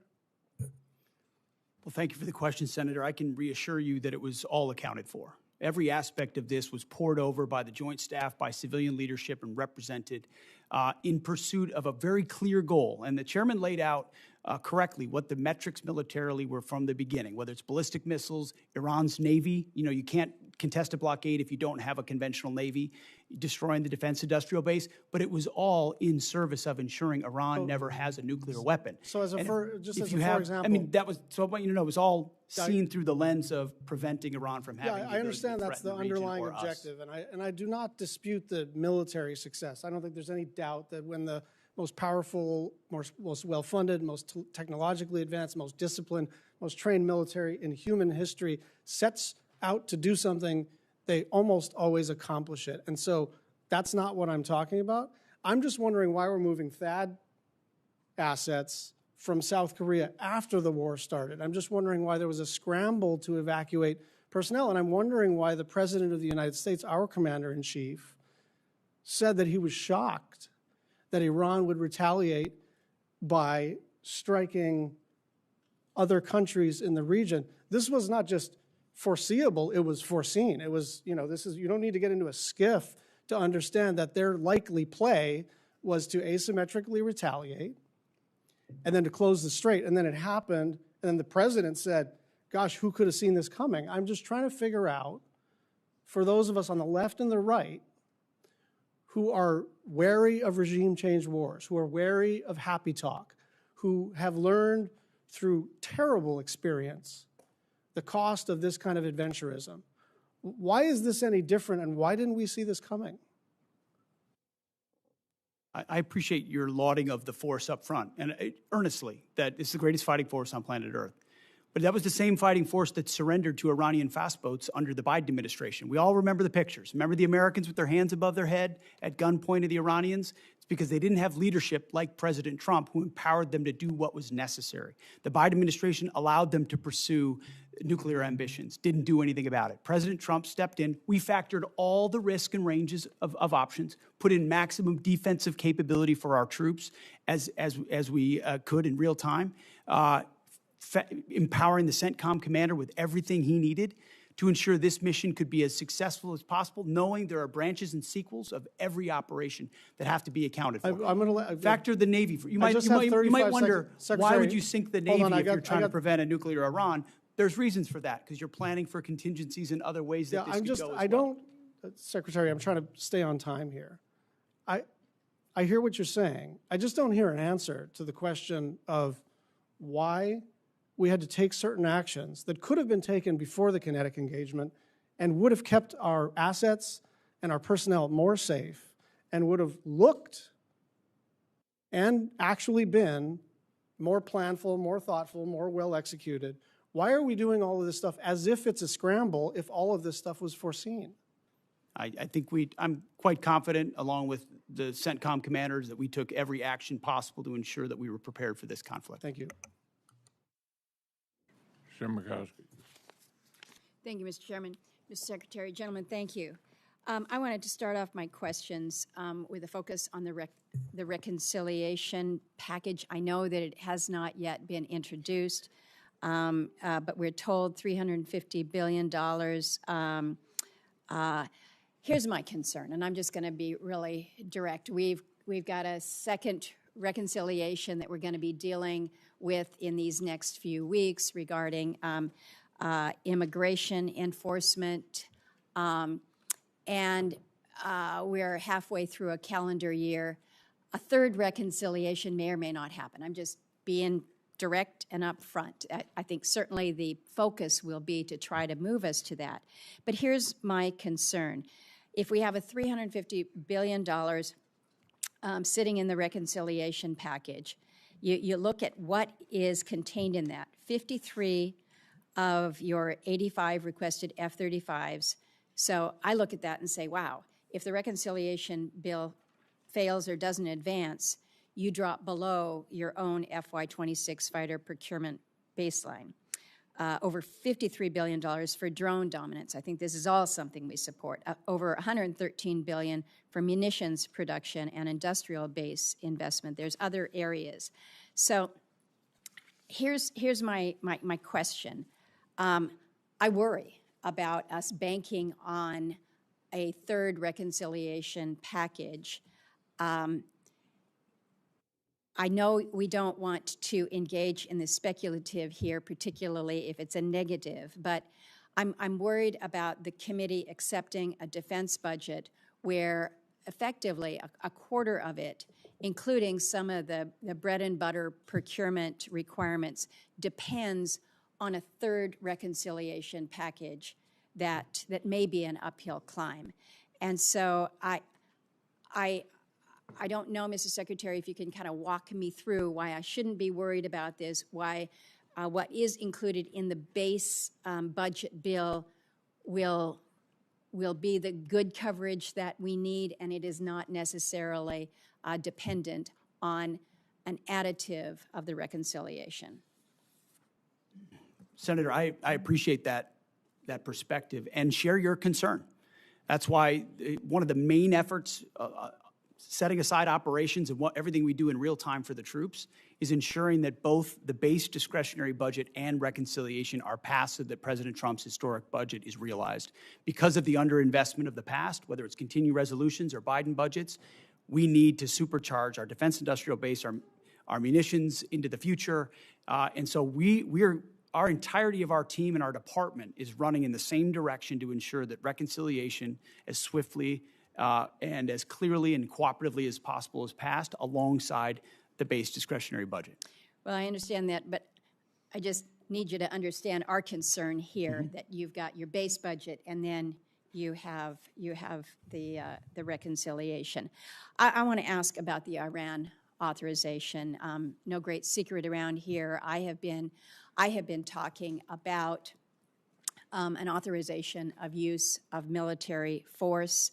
I understand that the administration has made clear that you believe that the actions taken thus far fall under the President's Article 2 authority. I think reasonable people have disagreed about the boundaries of presidential war powers for a long time. But the War Powers Resolution is pretty clear here. It requires the President to terminate hostilities within 60 days, absent congressional authorization. I think it's important that we in Congress actually assert our own role and responsibility to this. That 60-day clock expired April 28th. And then on the 1st, the administration sent letters to congressional leaders asserting that the hostilities has ended. But I think where there is confusion is when the President says hostilities have ended, we still have 15,000 troops that are forward deployed, more than 20 warships in an active naval blockade. CENTCOM has redirected 61 commercial vessels, disabled tankers. In other words, it doesn't appear that hostilities have ended. And so the question to you is whether or not the administration has considered or had intended to seek an authorization of use of military force from the Congress. Senator, our view is that should the President make the decision to recommence, that we would have all the authorities necessary to do so. Do you think that it would be helpful to the President if it was made clear that, in fact, the Congress did provide an AUMF? I think the President, our view is that he has all the authorities he needs under Article 2 to execute. Thank you, Mr. Chairman. Okay, here's where we are. The vote is about over. The Secretary has to get with the President on the China trip. I'm going to ask Senator Murkowski to wrap up, and thank you all for being here. Baldwin, Shaheen, and Kennedy. Baldwin, Shaheen, and Kennedy still have questions. Wrap up after. Hold here.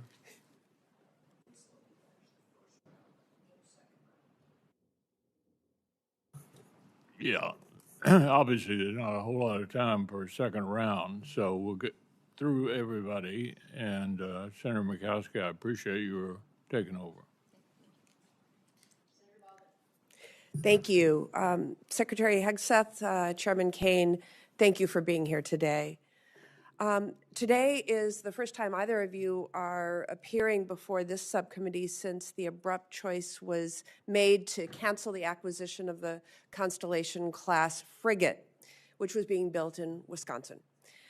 These ships were meant to provide vital capability to the Navy in the event of a future war against China. And they were certainly part of our calculus of deterrence through strength. Canceling this program placed thousands of jobs in Wisconsin at risk and left our fleet less prepared. You know, President Trump has talked a lot about making ships in America again. But I have to tell you, dramatic and misguided decisions like this pull the rug out from under our shipyards. The U.S. shipbuilding industry needs stability if we are ever going to compete with Chinese shipyards. Wisconsin workers who have decades of experience building world-class vessels that defend our nation, that serve commerce and provide transportation, they need stability as well. So I'd like to start with a question to you, Chairman Caine, on the medium landing ships. the Navy's new amphibious ships, which will now be built at the same Wisconsin shipyards that were working on the Constellation class less than a year ago. How important are medium landing ships to future U.S. operations in the event of a war with China? Well, Senator, thanks for the question, and I do want to highlight, no matter what the policy decisions are, the great workers up there and in your state, and as the Joint Force considers the options that the medium landing ship would bring to the table in terms of assuring a mobility gap and filling that gap and allowing us to project power at the Secretary and the President's choice in choosing. While not stepping into the Navy's boundaries and mindful that the CNO and SECNAV and acting SECNAV in this case will have views, I hope we'll carefully consider this capability and then, if appropriate, bring it forward to the Joint Force. Yeah. Well, unfortunately, the department included the request for funding the construction of 6 medium landing ships in that partisan part of the budget request, the reconciliation, which is in danger of potentially not even passing this year. To be frank, it does not give me confidence that we are taking this program seriously. What would the impact be if Congress did not appropriate funding for the medium landing ships in fiscal year 27? And are you comfortable with the pace that the Navy is planning on building them, Chairman Caine? Well, I'll acknowledge that I think it was yesterday, the day before, that they released their shipbuilding plan. And given all the things that I'm juggling in this job that I'm so lucky to have, I've not gone and done a deep dive. So I'd like to come back to you. Please do. If you're okay with it on that matter, so that I don't wing it. Yeah, thank you. I want to now turn to the war with Iran. Yesterday, I had a chance to meet with service members who were injured in the opening days of the war. They struggled to receive adequate and timely care for their injuries in the Middle East, and the fighting kept them from being quickly evacuated to Landstuhl after being injured. These service members have since been diagnosed with traumatic brain injury, but initially struggled to get properly evaluated or treated, in part because some of our military hospitals overseas and in the U.S. did not have the capacity for them.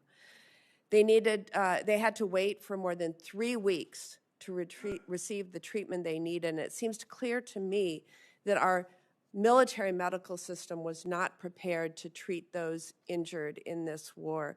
Secretary Hegseth, did DOD review our military health system's readiness to treat those injured in a war with Iran, and did that impact your recommendation to begin Operation Epic Fury?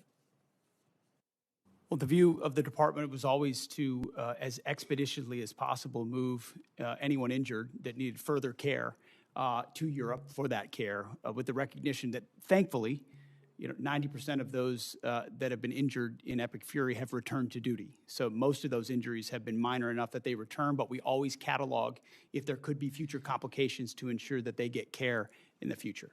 It seemed to me, from what I heard, that we weren't prepared in theater, we weren't prepared in Germany, and we weren't prepared immediately upon these soldiers' return to the U.S. Can you commit to ensuring that every service member, including my constituents, will receive necessary medical care after being injured in this war, and that the military health system is now prepared for any future casualties in this war? We have been, and we will continue to be.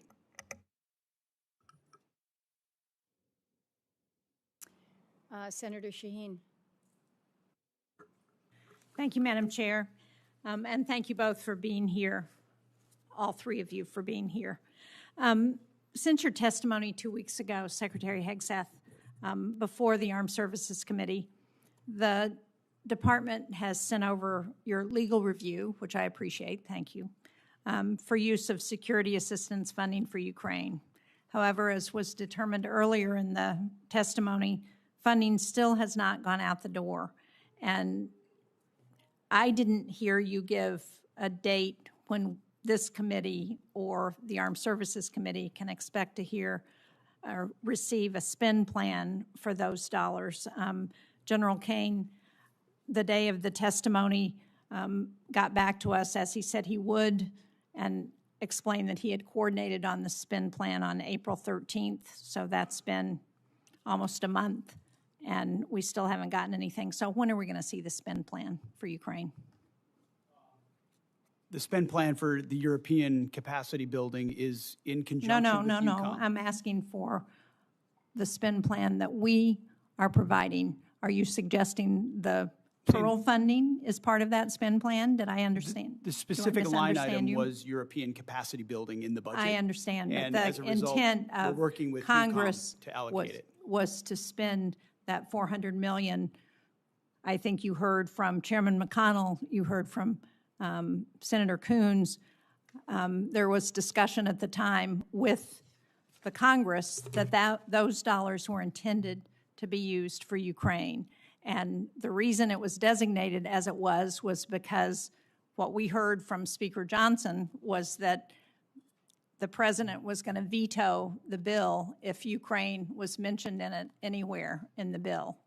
And so that's why the determination was to use the term European, but the clear intent was for that money to be spent for Ukraine.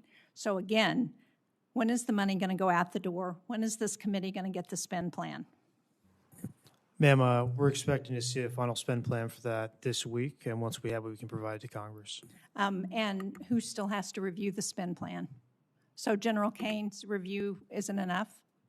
Well, ultimately, and he passed me a note on this earlier, European Command is going to take the lead on ensuring this gets I know, deployed but the General most effectively. So that's where Brinkovich, as I pointed out 2 weeks ago, had already reviewed the spend plan.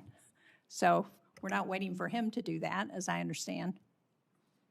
No, ma'am, I believe we are. I think EUCOM is trying to make a few tweaks to the spend plan. Okay, so when do we think we will get it? I believe we'll have it to you this week. Okay. And when do we expect money to go out the door once that spend plan is available? I don't know what they're putting in the spend plan, so I can't tell you what the schedule will be for contracting. That will matter. What they choose to buy with that money will determine how fast it goes out the door. Okay, if this committee doesn't come back to you, I can guarantee you the Armed Services Committee is going to come back to you and get an answer to that question.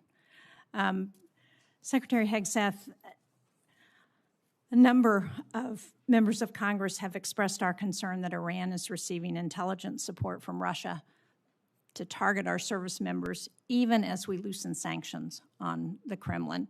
Russia's making $4 billion from oil sanctions relief because we've loosened those sanctions.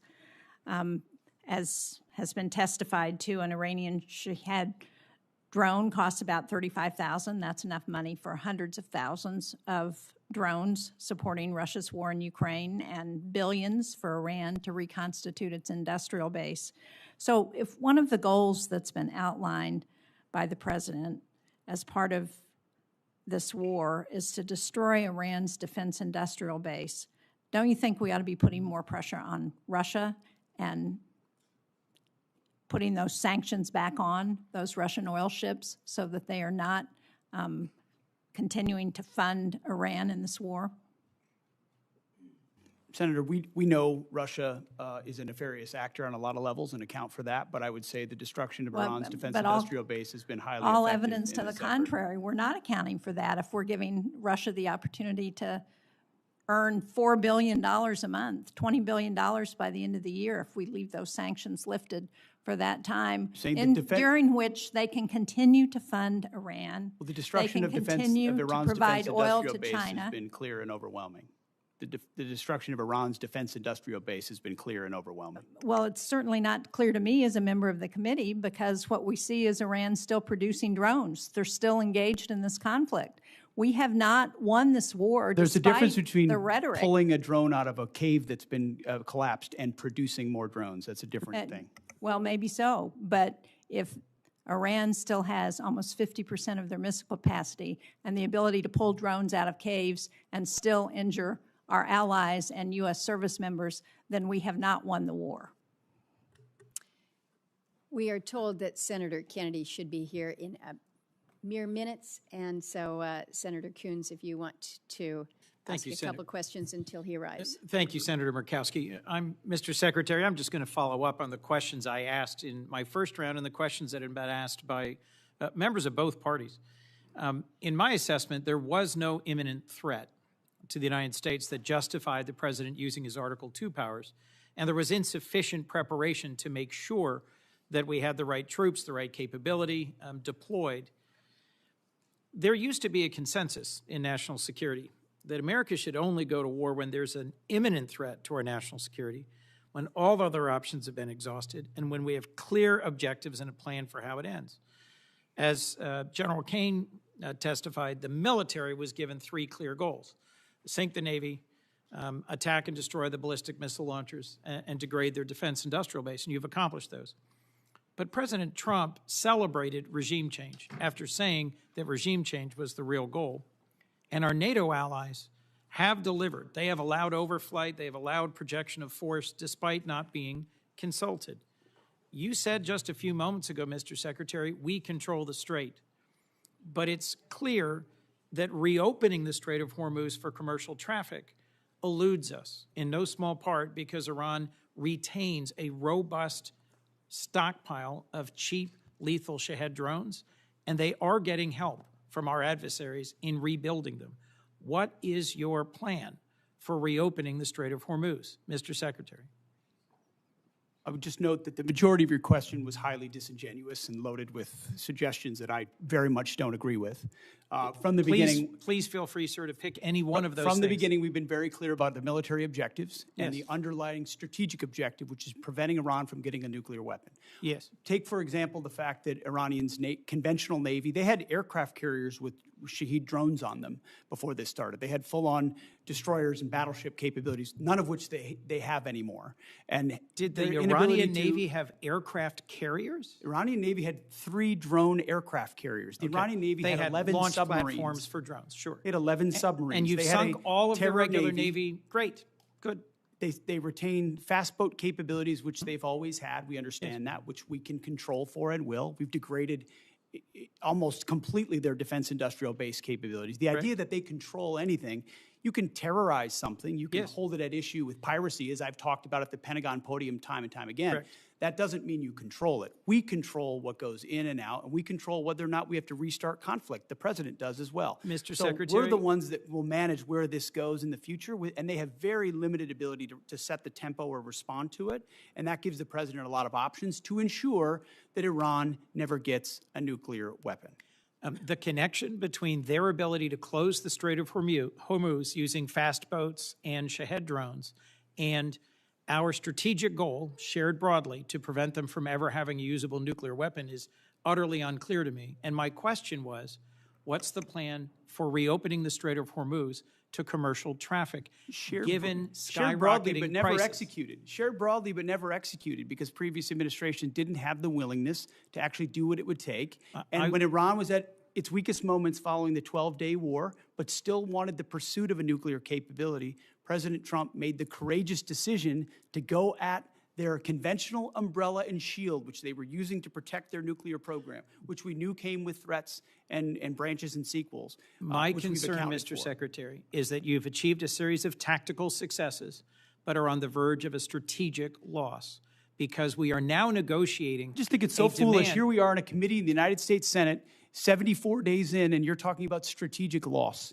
We have the ability to defeat a 47-year threat of a pursuit of a nuclear weapon. We have more leverage than we've ever had. We've had incredible battlefield successes, and you're talking about a strategic loss, cloaked in disingenuous questions. Mr. Secretary, this is how you undercut efforts that could otherwise and are otherwise I being am not very your effective. enemy, sir. I am not your adversary.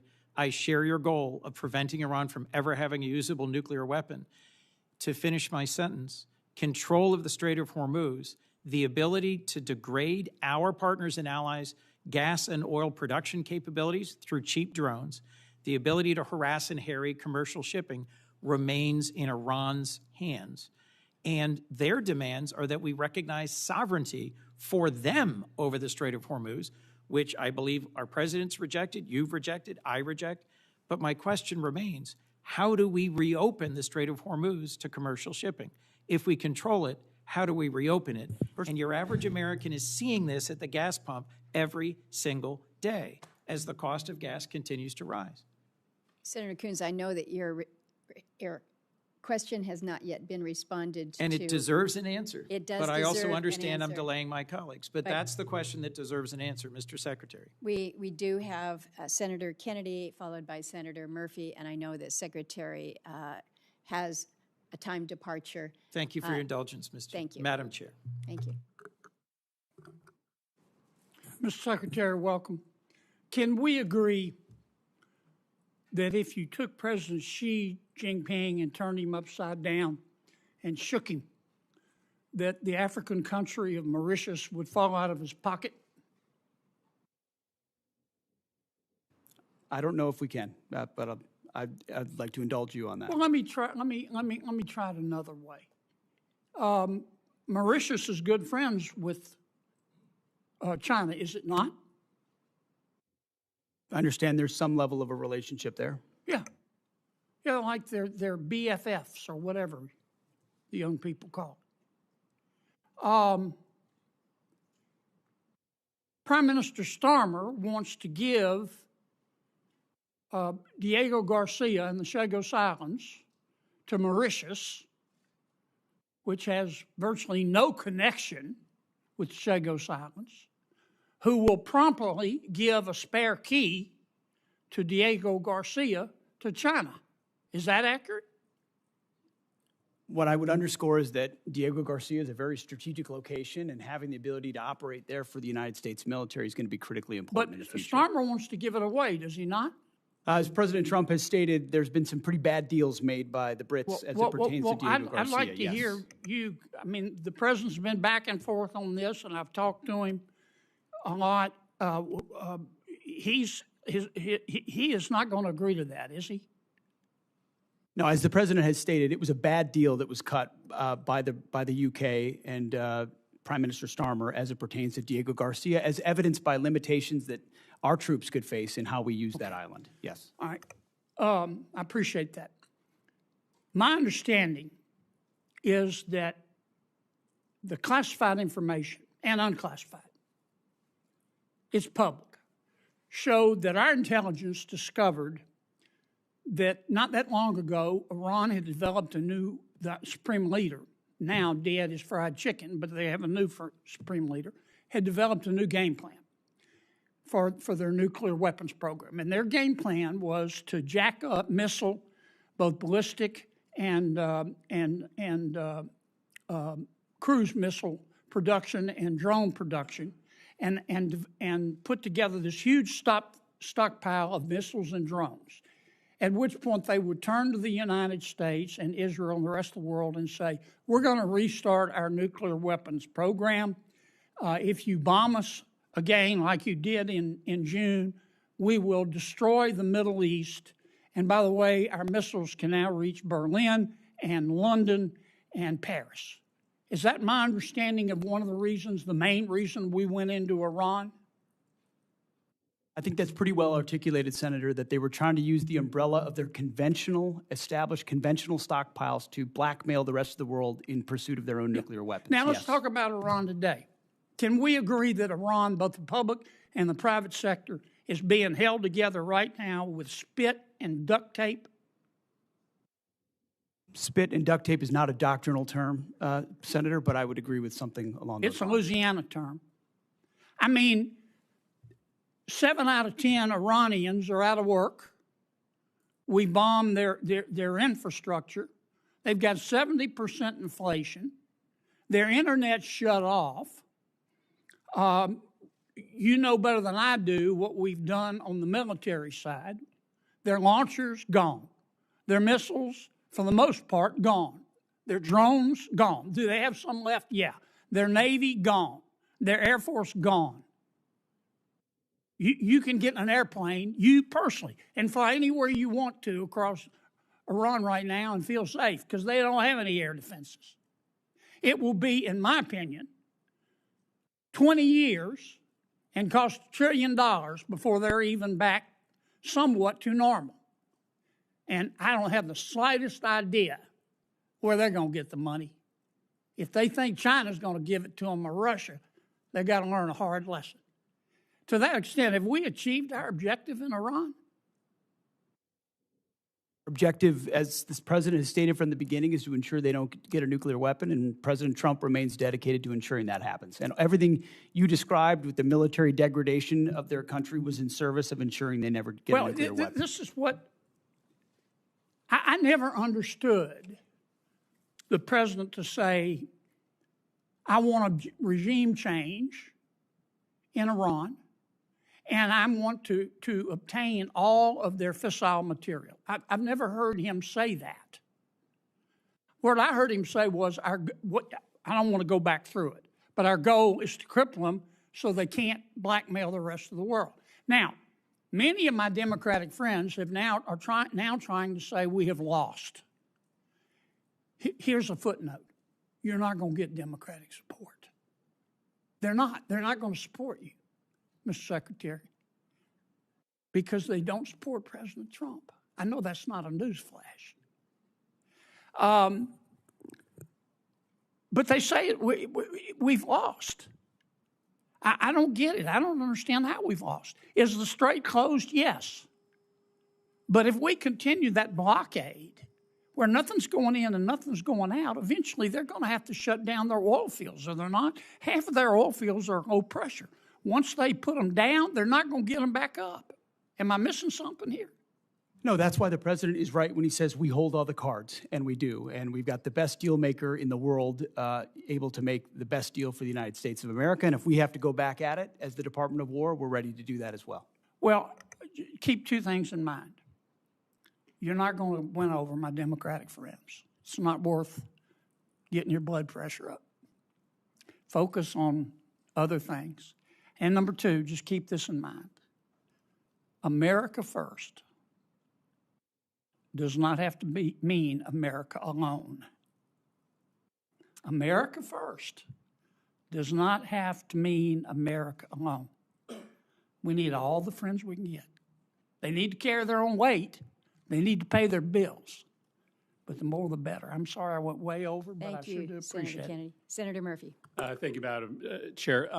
Thank you all for being here. Let me give you a chance, Mr. Secretary, to answer Senator Coons' question, which is a really simple one.